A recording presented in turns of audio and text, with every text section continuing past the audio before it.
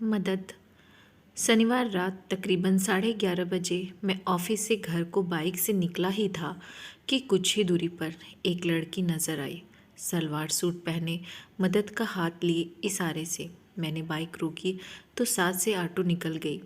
मैंने कहा, जी कहिए। वो गुस्से से बोली, मैंने ऑटो को हाथ दिया था, इतनी देर में बड़ी मुश्किल से आया था और आपकी वजह से वो भी निकल गया। मुझे भी बुरा लगा। सोचा इतनी रात को अकेली लड़की मेरी गलतफहमी की वजह से परेशान हो गई। मैंने तुरंत माफ़ी मांगी और लिफ्ट के लिए पूछा। उसने साफ मना कर दिया। मैंने फिर कहा, रात बहुत हो चुकी है और आप अकेली हो। मगर वो तो गुस्साए मूड में थी। मैंने मन में सोचा, चलता हूँ यार। फिर सोचा, इस वक्त सुनसान सड़क, अकेली लड़की, भगवान न करे कहीं कुछ गलत हो गया तो। नहीं, मुझे इसकी मदद करनी चाहिए, वरना उस अपराध का दोषी भी हो जाऊंगा जो कि मुझसे अनजाने में हो गया। पता नहीं अब ऑटो मिलेगा इसे। मैंने कहा, ठीक है, जब तक आपको ऑटो नहीं मिलता मैं यहीं कुछ दूर खड़ा रहता हूँ। चूँकि गलती मेरी है, मेरी जिम्मेदारी बनती है इसकी। वो कुछ नहीं बोली। ऐसे ही तकरीबन आधा घंटा और बीत गया। समय 12 के पार हो गया। मैंने फिर से उसके लिफ्ट के लिए पूछा और कहा, अब तक आधा सफ़र तय कर लिया होता, यहाँ खड़ा होने से कोई फ़ायदा नहीं। उसने सुनकर भी अनसुना कर दिया। मैं उलझन में था। उसे अकेले छोड़ने पर मन नहीं था, मन में बेचैनी थी। मैंने कही कुछ अनहोनी न हो जाए। फिर सोचा, जब मेरे मन में इतनी घबराहट है तो वो अनजान पर कैसे विश्वास होगा। आखिर मैं भी एक लड़का हूँ और वो एक लड़की। मुझसे ज़्यादा तो वो मन में डर रही होगी।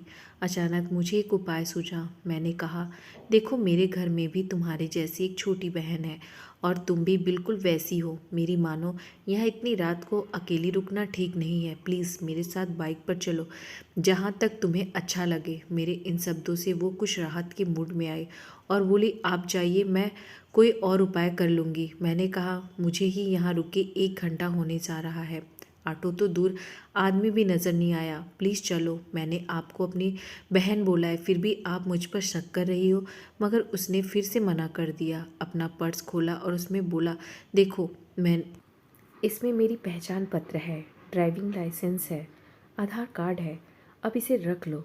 अब अपने घर या किसी सुरक्षित जगह पहुंच जाओ तो देना। उसे पर्स में आधार कार्ड निकाला और पढ़ा, दीपक, हाँ मेरा नाम है। देखो, अब प्लीज़ मना मत करना, तुम्हारे मम्मी पापा, भाई बहन इंतज़ार करते होंगे। अब चलो। वह थोड़ा सा मुस्कुराई और बाइक पर बैठ गई। मैंने पूछा, कहाँ है तुम्हारा घर? वो बोली, आप चलते रहो, जहाँ लगेगा बता दूंगी। तकरीबन 1 घंटा लगातार बाइक चलती रही। वो कुछ नहीं बोली। लगभग 40 किलोमीटर चलने के बाद अचानक बोली, बस बस यहीं रोक दो, और तुरंत एक सड़क से कॉलोनी की ओर जाने वाले रास्ते पर दौड़ पड़ी। चंद मिनटों में वो मेरी आंखों से ओझल हो गई। खैर, मन में सुकून था। चलो, वह घर के पास तो पहुंच गई।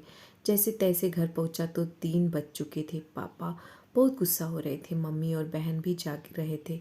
यकीनन वो सभी चिंतित थे और गुस्सा भी। सो बिना कुछ बताए मैं चुपचाप अपने कमरे में चला गया। अगले दिन रविवार था, सो आराम से सो रहा था।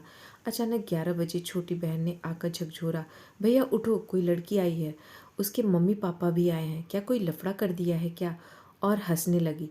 पापा बुला रहे हैं नीचे, जल्दी चलो। पागल है मैं और लफड़ा, शैतान कहीं की।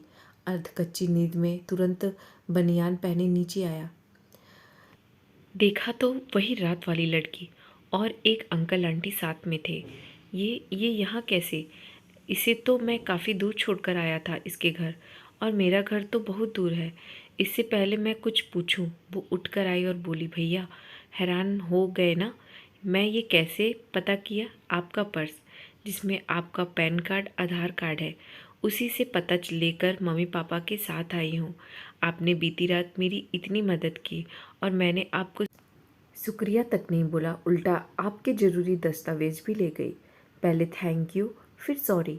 जैसे आपने कहा था, मैं भी आपकी छोटी बहन जैसी हूँ।